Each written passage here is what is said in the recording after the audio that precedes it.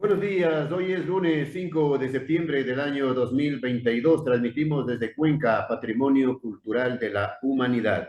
A esta hora estamos saludando y dando la más cordial bienvenida al doctor Simón Zavala Guzmán, constitucionalista y también un brillante poeta de altos quilates. Doctor, buenos días, gracias por aceptar la invitación. Queremos conocer sus puntos de vista, sus criterios, un análisis sobre la realidad política y social de nuestro país. Todos los días hay un atentado, todos los días hay un sicariato, las calles, las plazas, las casas, los hogares, se vive una incertidumbre. Se sale, pero no sabemos si volveremos a la casa. Así Lo es, cierto es que el último atentado, esa especie de amedrentamiento a Fernando Villavicencio, que disparan en su casa, lógicamente, estando su familia allí, es un asunto que no se puede calificar de una simple delincuencia. Buenos días. así es. Muchas gracias, licenciado Cedillo, por esta gentil invitación. Un saludo a usted y a toda su audiencia. Mire, licenciado Cedillo, sí, esto es sumamente grave lo ocurrido contra la familia y la personalidad de Fernando Villavicencio, porque ya es un anuncio de lo que puede venirse. Es decir, se le está diciendo claramente o te callas o te matamos. Así es, y hay que decirlo con absoluta claridad.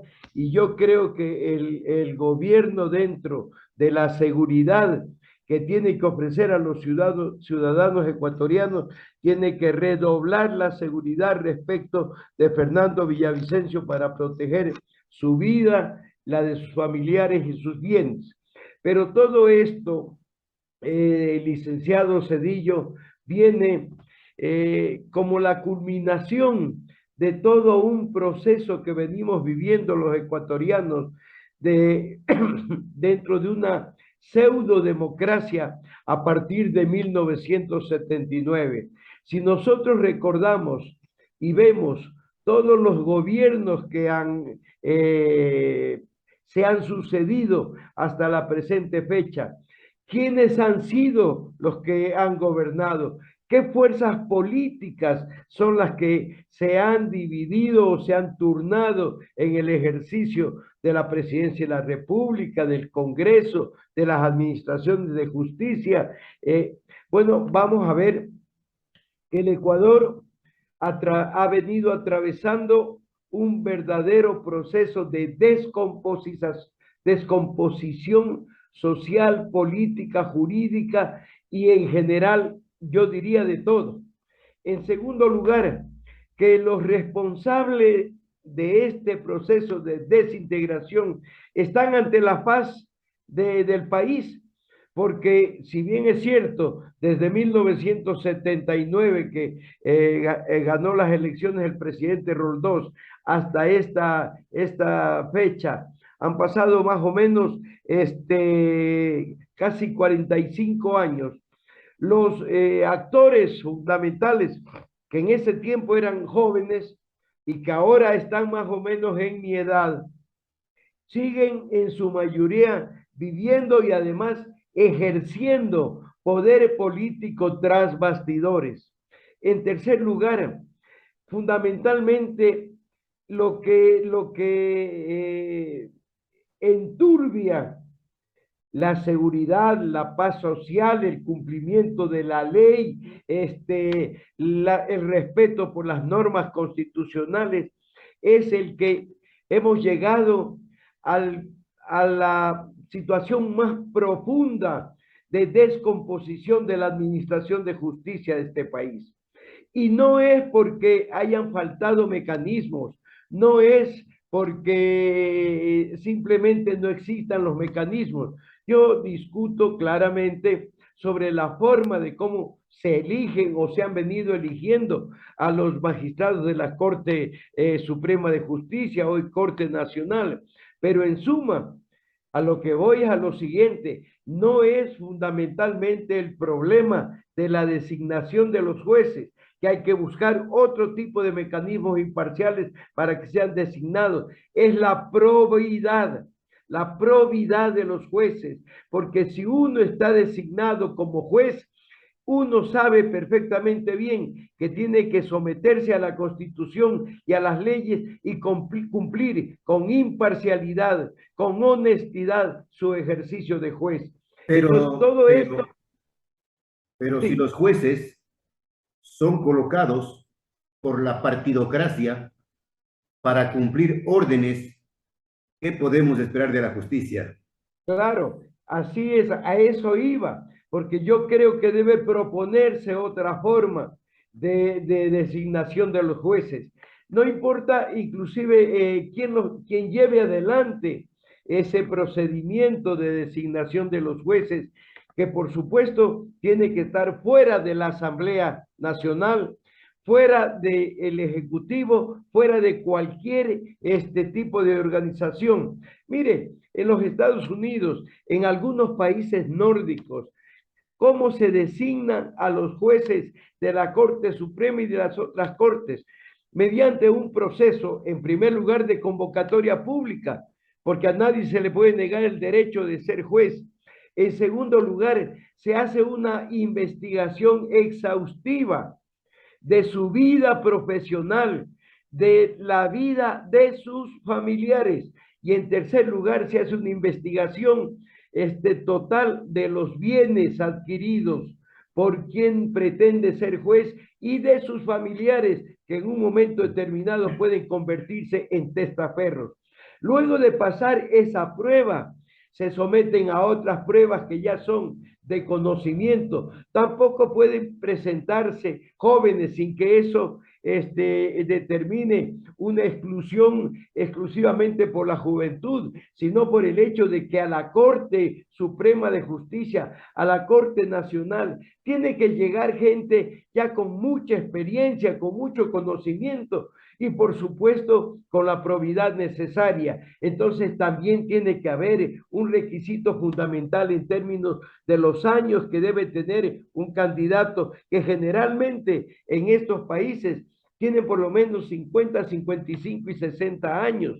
En tercer lugar, después de rendir todas las pruebas de conocimiento y experiencia, se publican los nombres de los que han llegado a los máximos puntajes para que sea la ciudadanía,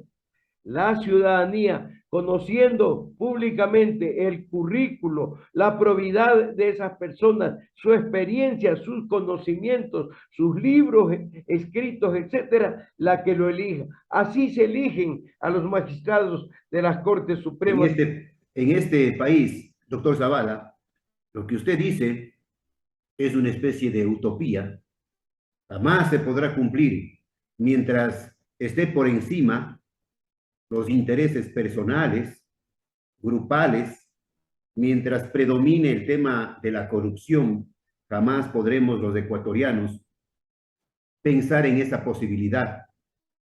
Yo creo que sí podemos pensar en esa posibilidad, porque simplemente se trata de reformar la Constitución en ese aspecto.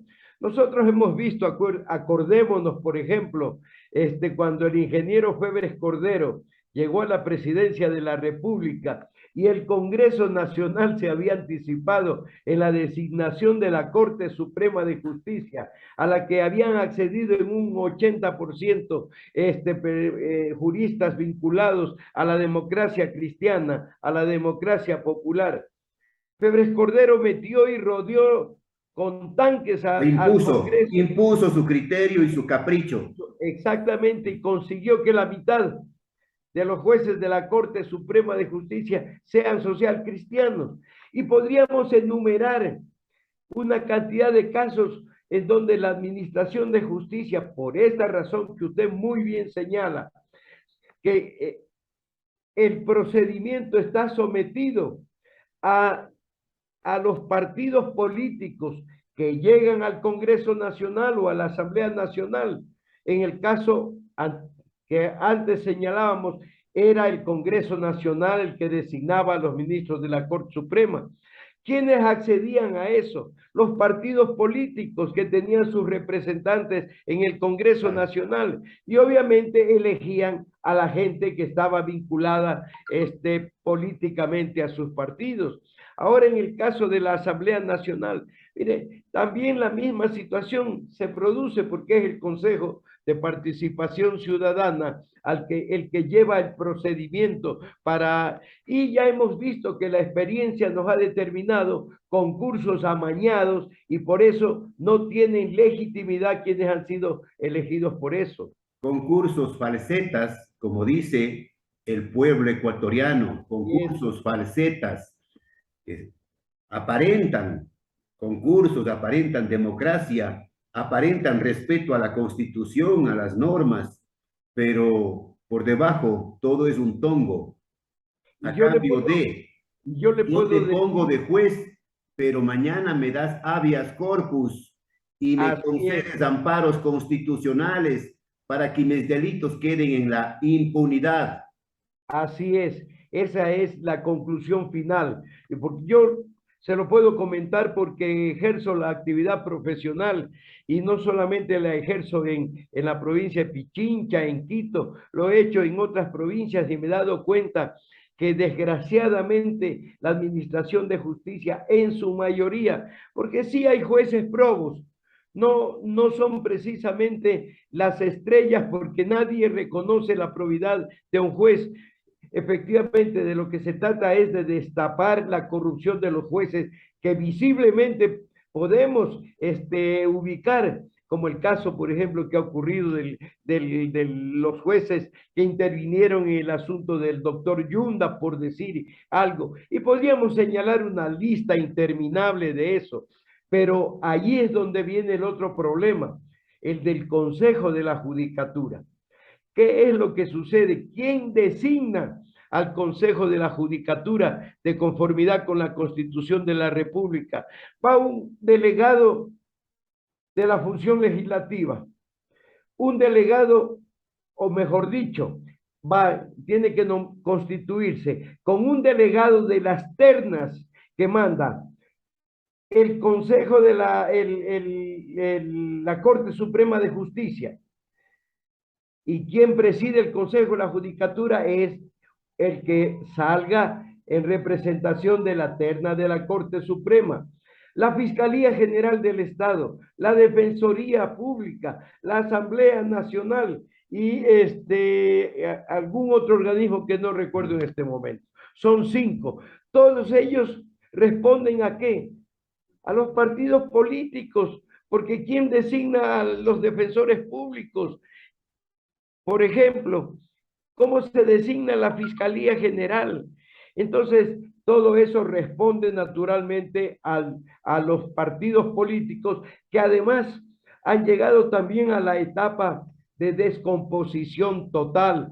No se busca ahora afiliarse a un partido político para ejercer una función pública con el objeto de servir a la ciudadanía, sino de ver qué se puede atracar. Hay excepciones, por supuesto, muy pocas, pero esa es la tónica. Entonces, yo quiero estar dentro de un partido político a ver cómo en un momento determinado llego a tal o cual función. No importa si es alta, mediana o baja. La coima va de por medio como la bandera de todos los atracadores públicos que ahora ya constituyen una legión enorme y que de alguna manera manejan a través de mafias este país. Vea usted lo que pasa ahora a propósito, doctor Zavala, del tema de las candidaturas, de las inscripciones, han perdido la vergüenza, no hay ideología, se cambian de camiseta de la noche a la mañana, hacen pactos de la regalada gana, usan y abusan con tal de llegar al poder para seguir disfrutando de las delicias del poder. Ayer eran de la derecha, hoy son de la izquierda y mañana vuelven a ser nuevamente de la derecha. el péndulo de acuerdo a las conveniencias. Así es. Usted ha hecho una radiografía perfecta de lo que ocurre en estos momentos en la política de este país. Por eso es que creo que es necesario fundamentalmente reformar la Constitución de la República. Yo creo que la Constitución de la República, en cuanto a derechos y garantías, es una de las mejores constituciones que se han dado, no solo en nuestro país, pero en la parte orgánica, donde ya hay situaciones que tienen necesariamente que cambiarse, como ese Consejo Nacional de Participación Ciudadana y Control Social, que ya hemos visto en la experiencia que tenemos, cómo hasta un delincuente como el señor cura Tuárez lo presidió.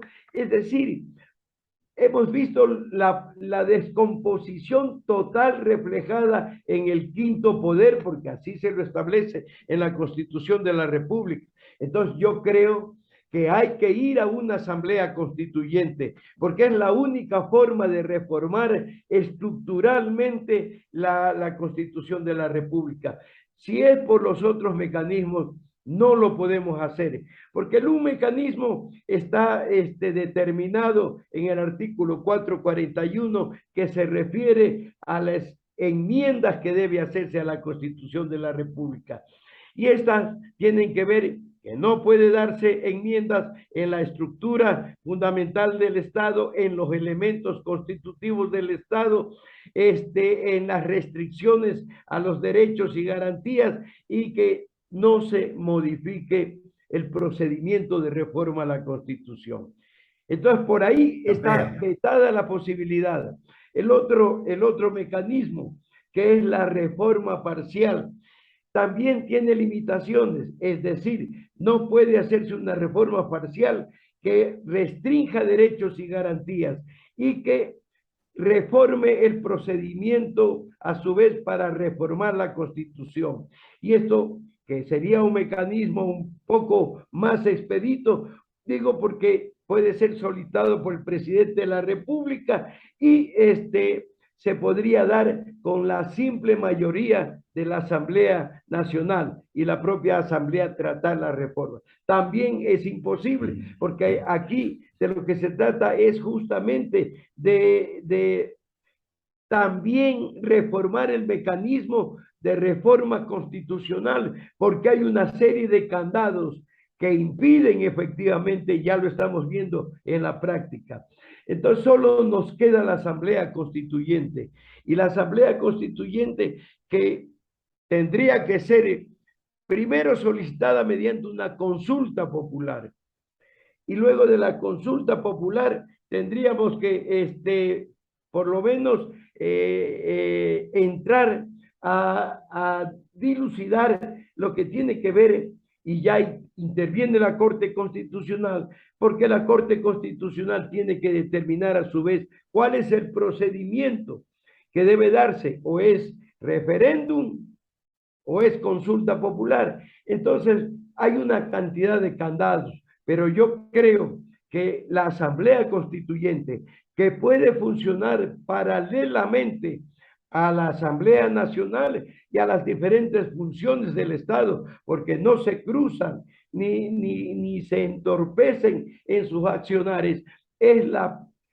el camino que deberíamos proseguir para poder reformar las partes estructurales de la Constitución de la República. Y ahí tendríamos que ver partidos políticos, organismos del Estado, funciones del Estado, cómo deben canalizarse especialmente todo lo referente a la administración de justicia, lo que tiene que ver con el Consejo de la Judicatura, porque yo le puedo decir, el Consejo de la Judicatura puede tener efectivamente un gran deseo de cambiar la administración de justicia, pero el problema está en que cuando designa a los directores de los consejos provinciales en cada una de las provincias, van los amiguitos, pues, y todos esos directores y la gente que funciona en la provincia, a su vez son muy amigos de quienes están en las cortes, los juzgados y la fiscalía.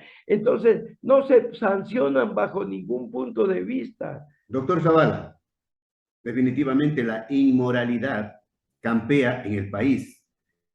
La inmoralidad está presente, la inmoralidad y la viveza criolla está presente en las instituciones del Estado, en los poderes del Estado. Vea usted lo que pasó con el tema del Consejo de la Judicatura, ese juicio que entablaron a los miembros del Consejo de la Judicatura, el presidente del Consejo Nacional, el presidente de la Corte Nacional de Justicia y el presidente del Legislativo, los primos Saquicela, negociando votos, ofreciendo cargos, prebendas. No, ya basta, ¿no? Y mire, aquí tenemos ese problema que es bien serio. Cuando el presidente de la Asamblea Nacional, el doctor Saquicela, una vez que se recepta y se da a conocer la votación, cierra inmediatamente la sesión. Él tenía un camino, podía dejar esperar unos minutos para que alguien plantee en ese Alguna momento la inquietud, claro. reconsideración. Pero como no le convenía, y lo que iba a ocurrir es que todos iban a ratificar y obviamente ya no se hubiera podido reconsiderar, pero cerró la sesión con el objetivo de dar un margen en términos de día para que siga la negociación, para que siga la compra de votos, para ver si pueden conseguir la destitución de los miembros del Consejo de la Judicatura. Mire, licenciado, yo no defiendo a quienes integran y a quienes han estado enjuiciados políticamente. Lo que defiendo es que no puede darse paso porque atrás de eso hay otra situación, otro escenario, porque lo que se busca es tomarse ese Consejo de la Judicatura, cambiar a los jueces de la Corte Nacional. ¿Para qué? Para que procedan los recursos de revisión de todos los que están condenados por cohecho, soborno, concusión, etcétera, y puedan ser liberados o anulando los juicios o simplemente concediéndoles el recurso de revisión y declarando que son inocentes para que después inclusive demanden al Estado ecuatoriano. eso más. Y los ecuatorianos tengamos que pagarles indemnizaciones a toda esta caterva de ladrones. No puede ser posible. Pagarles por los saqueos, pagarles por los saqueos. Pagarles por los saqueos. Así es, eso es lo correcto. Doctor Zavala, no quiero dejar pasar esta oportunidad para preguntarle también su opinión sobre lo que está sucediendo o cómo ve usted el manejo del Poder Ejecutivo, donde también ya se han presentado serias denuncias de corrupción en diferentes ministerios, en las aduanas, en fin. El presidente ha guardado silencio. Sí, licenciado, eso me parece sumamente sospechoso. Pero déjeme solamente señalar una cosa para ratificar cómo el asunto de la descomposición de este país se ha venido dando fundamentalmente a partir de 1979. Todo el mundo sabía que el sistema penitenciario, por ejemplo, o las cárceles de este país, se entregaban así como se entregaban las aduanas, como se entregaban los hospitales, es decir, todo parte de un reparto político, pero mafioso completamente, porque lo que tenemos que finalmente reconocer es que independientemente de las pocas excepciones de quienes han ostentado presidencias de la República, etcétera, hemos estado manejados por mafias políticas que han saqueado este país. Lo del Correato ya es la culminación, el cinismo más bárbaro para llevarse lo que queda de este país. Sin embargo, volviendo a esto que usted me señala, claro que sí, pues, claro que hay un silencio ominoso, porque no se puede dejar pasar este tipo de situaciones, ¿no? Donde ya vemos los tramajes. Ahora, también... Pero el propio secretario jurídico de la presidencia envuelto en estas denuncias de corrupción y el presidente que no diga absolutamente nada? Es Yo intolerable. creo, claro, yo pienso que siempre eso es muy sospechoso. Sin embargo, independientemente de lo que señalo en este punto que usted me pregunta, y en general con todo lo demás que estamos viviendo desde hace años y que ahora tiene su culminación en estos momentos, miren, yo creo que allí hay una situación también que debemos observar. Periodistas honestos como usted cumplen una función también de fiscalización. El periodismo de investigación de este país ha cumplido una función, pero fundamental, al sacar a la luz toda esta cantidad de situaciones terribles y desastrosas por las que vivimos los ecuatorianos. Pero también hay otra situación, la que yo no le puedo calificar de periodismo, porque periodistas no son estos hackers que son contratados para meterse en las cuentas de la ciudadanía, de los dirigentes políticos, de los adversarios, etcétera. Estos tipos que son contratados para estar poniendo noticias falsas, para confundir a la opinión pública. Yo creo que ahí la Federación de Periodistas de este país, los periodistas de este país, que felizmente han rechazado esa ley mordaza que el correísmo quería imponer en el Ecuador para acallar el periodismo de investigación, acallar a los periodistas valientes que tienen el coraje de denunciar a toda esta mafia política que durante 15, 20 años ha manejado este país. Menos mal que el presidente de la República ha vetado parcialmente ese proyecto, porque lo que hubiera sucedido después hubiera sido grave. Si vetaba totalmente al año, tenía simplemente que aprobarse tal cual como estaba ese proyecto.